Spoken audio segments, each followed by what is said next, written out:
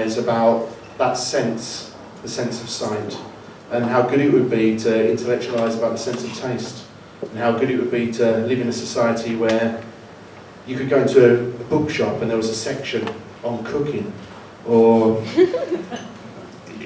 if you could read a newspaper and they would review restaurants, or indeed if you could go into a restaurant and there was a piece of paper with a description of the dishes you could eat and the prices next to them.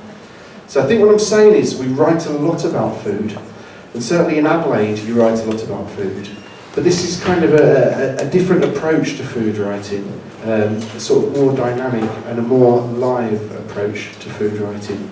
So we've got 5 people up here tonight, and I'm going to kick us off with Sally Kitten. Sally is a visual artist, a DJ, a vegan food blogger, and an emergency nurse. She delights in investigating the human condition, how we tick, how we function, and how we feel are the central concerns of Sally's writing. Her blog, ofthekittenkind.com, showcases not only Sally's popular vegan recipes, but also her musings on life and the role that food plays for each of us. So if we could welcome Sally Kitten.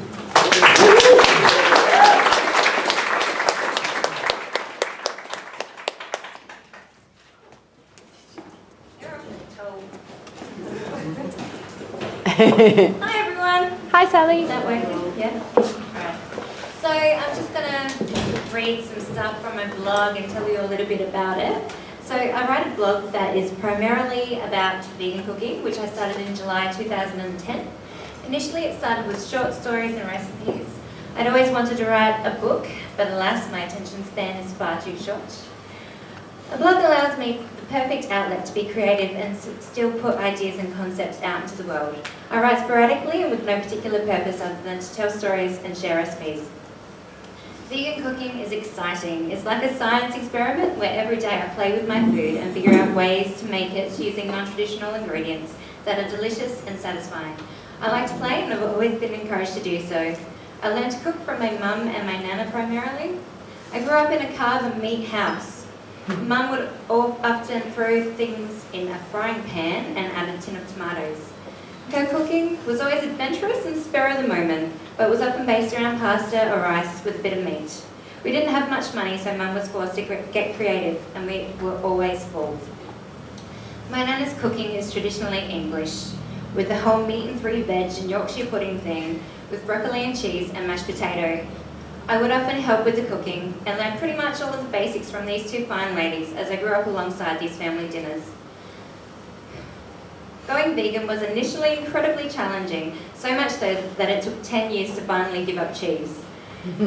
These challenges were not only with my own willpower. Growing up with such a traditional family meant I had to deal with worried family members who thought that I would become malnourished when I first went vegetarian as a 12-year-old. I've been vegan for 5 years now and still have my nana regularly telling me that I don't know what I'm missing out on as she's tucking into her steak. Yeah, I do, that's the point. I've heard every anti-vegan and vegetarian quip in the last 21 years, so much so that I just don't give a fuck about other people's muted realities in regards to what's on their plate, or more to the point, what's on mine. I'm not here to preach, I'm just here to share the love. My cooking has evolved from these beginnings to be much more green and clean. Veganism has brought with it many culinary adventures, as I not only have learned a whole new vocabulary in terms of food ingredients, but also learned to recreate these old comfort foods in a cruelty-free fashion. This brings challenges, disappointments, and also masses of delicious food that I've come to love and love to share. The way to my heart is certainly through my stomach. My compassion extends to my plate, as the 2 are hardly interchangeable.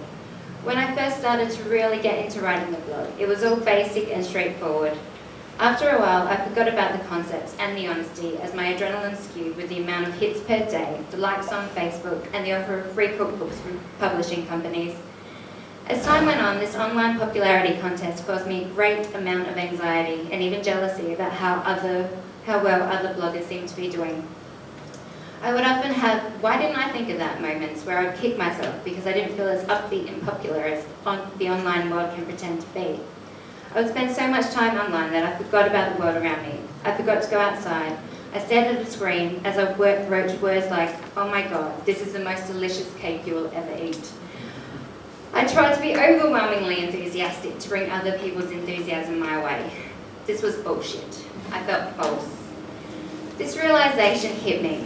Being internet famous isn't important. I don't actually care about the people that comment horrible things on my blog. I have the ability to delete them. I don't actually care about the invisible clicks that make up the stats on the sterile page. It was time to get real. I started to remember how to write about the events that were happening and the thoughts that occurred to me during the time that I was making the food. This isn't to say that every post is some giant revelation, but it certainly feels so much more real to me. Admittedly, my hits per day hasn't changed, but my heart feels full. I'm a big believer in food as medicine. In my role as an RN, working in the emergency department of your local friendly hospital, I see many people whose eating habits are far too entangled in their emotions and they're physically sick because of it. Food is such an important part of our world. We use it to nourish and comfort us. We use it to celebrate and to converse over.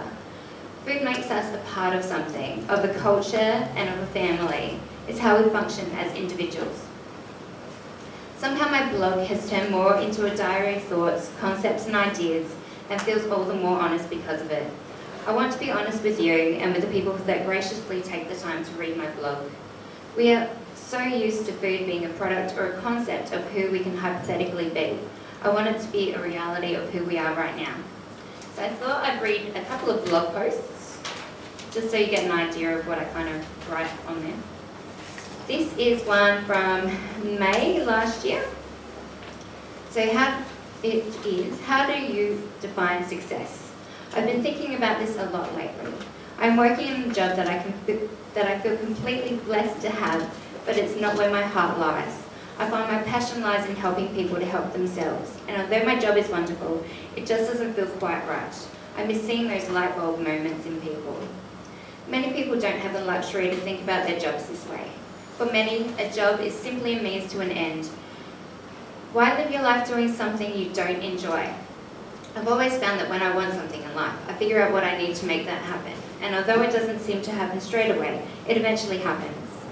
I couldn't possibly comprehend spending the next 35 years working in a job that does nothing for me emotionally. Every day is a blessing, and I want to put myself in a position where I can learn and give in a way that makes my heart feel full instead of being stressed and dreading rolling out of bed. The moral of the story? Life is short. Do what you love. The hard part is figuring out what I love the most. I find myself pondering what success means.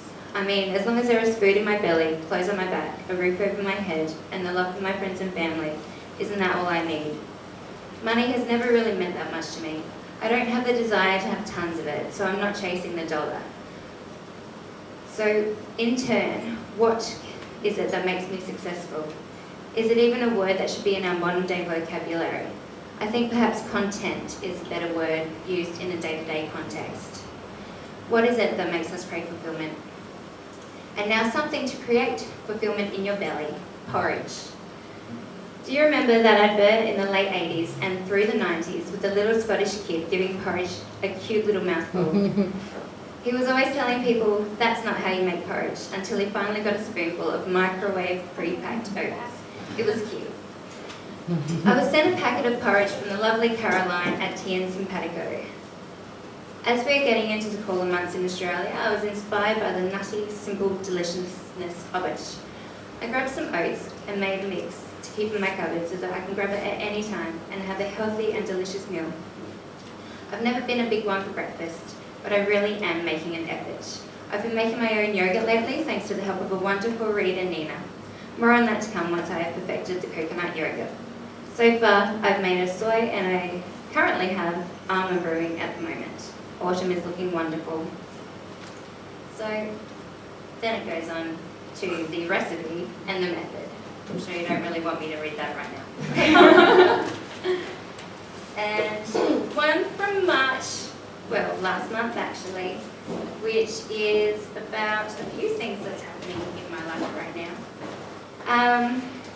Okay, so I'm getting married in just under a month to the coolest boy I know.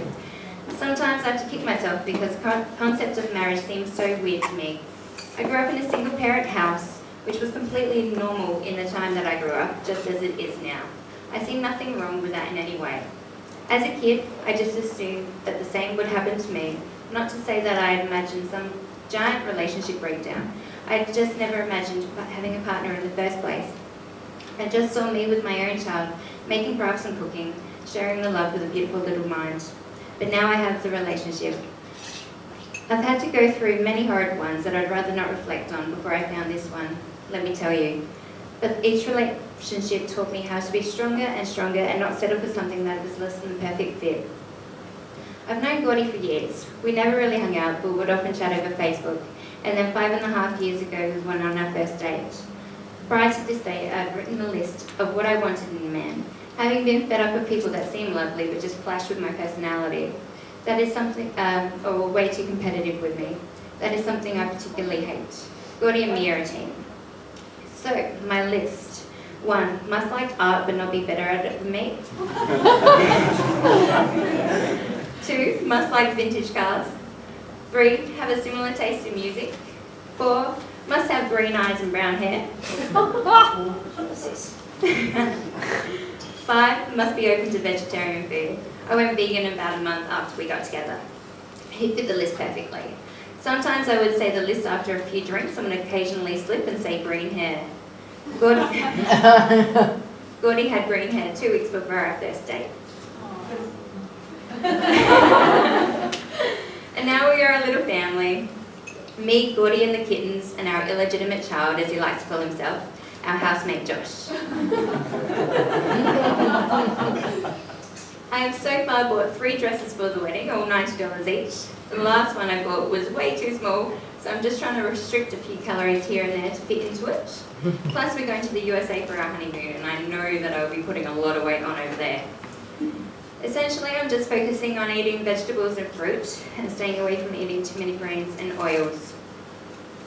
So I've made a broccoli and zucchini soup, which is really simple, healthy, low in calories and with no fats. My little kitten Harry was licking the bowl next to me as I wrote that. And then it goes on to the recipe as well. So that's a bit of an idea about what I wrote about.